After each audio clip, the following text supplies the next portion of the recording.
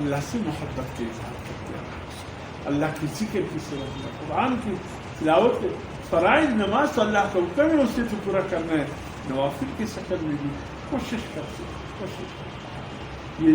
یہ سحری کا وقت اتنا زبردست وقت ہے، جب یوسف علیہ السلام کے بھائیوں کو پتہ چلا یہ مصر کے تخت پر جو بادشاہ بیٹھا ہے وہ کوئی اور نہیں ہمارے بھائی ہے، بڑے نازم ہوئے، بڑے نازم۔ یوسف علیہ السلام کے سامنے گر گرائے، ہم سے بڑی بھول ہو گئی، بڑی ہم سے خطا ہو گئی۔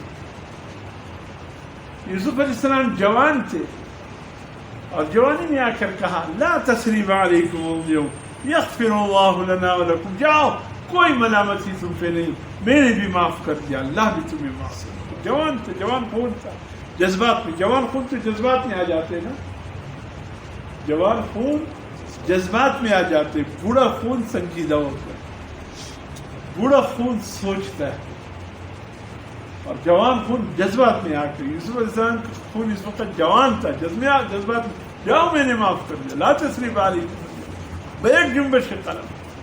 لیکن وہی بھائی جب حضرت یعقوب علیہ السلام کے پاس آئے، ولما فصلت العیر،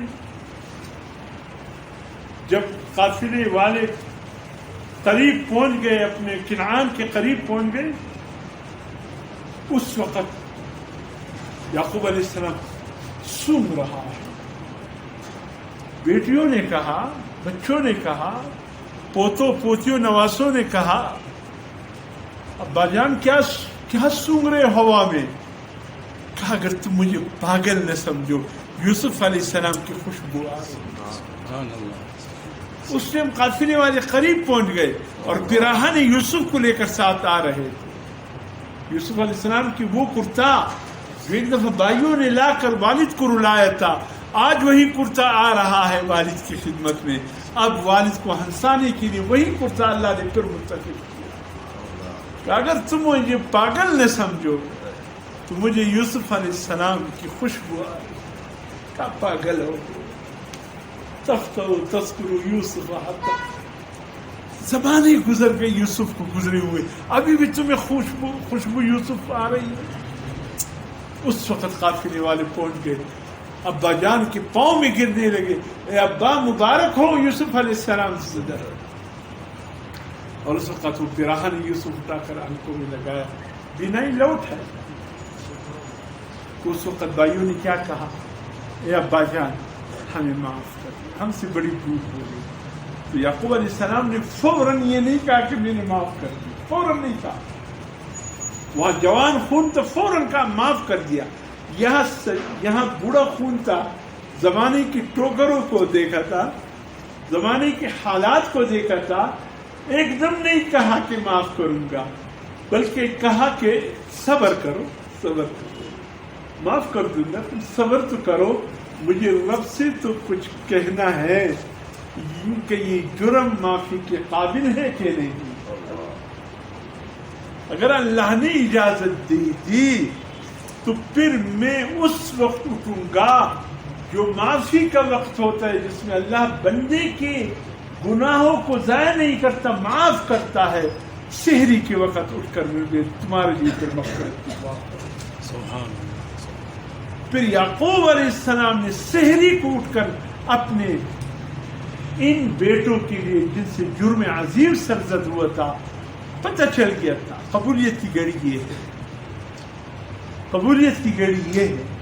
سحری کو اٹھ کر اپنے ان بیٹوں کے لیے اللہ سے دعا کی، اللہ نے معاف کر دیا۔ یہ سحری کے وقت قبولیت کی گھڑی ہوتی ہے۔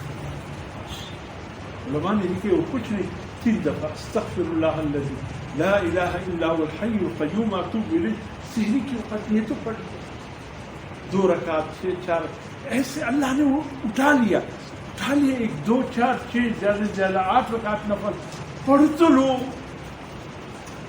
یہ ایسی نماز ہے کہ کل ترازو میں تولے نہیں جائے گی، اتنی وزنی نماز ہے۔ اگر یہ ضائع ہو گیا ماہ رمضان، پھر کون سی گھڑی ہوگی جس میں ہم رب سے معافی مانگ سکتے؟ اس سے تو اللہ سے معافی مانگو. ہم خطاؤں سے بھرے ہوئے ہیں, گناہوں سے بھرے ہوئے ہیں. خدا کی قسم گناہوں سے ہماری گردنیں جھک گئی ہے. اس ٹائم ایک اللہ سے مغفرت کی درخواست تو رکھ دو, اس یقین کے ساتھ کہ یہ قبولیت کی گھڑی ہے. اگر اللہ پاک اس موقع پر یوسف علیہ السلام کی بھائیوں کو وہ بڑے جرائم جو اس نے کیے تھے, بڑے گناہ معاف کر سکتے ہیں, ہمارے گناہ تو کچھ بھی نہیں. اللہ ہمیں بھی معافی دے سکتے ہیں, معافی کے وقت معافی. تمام حضرات مل کر میں فرصت ضرور شریف کریں گے.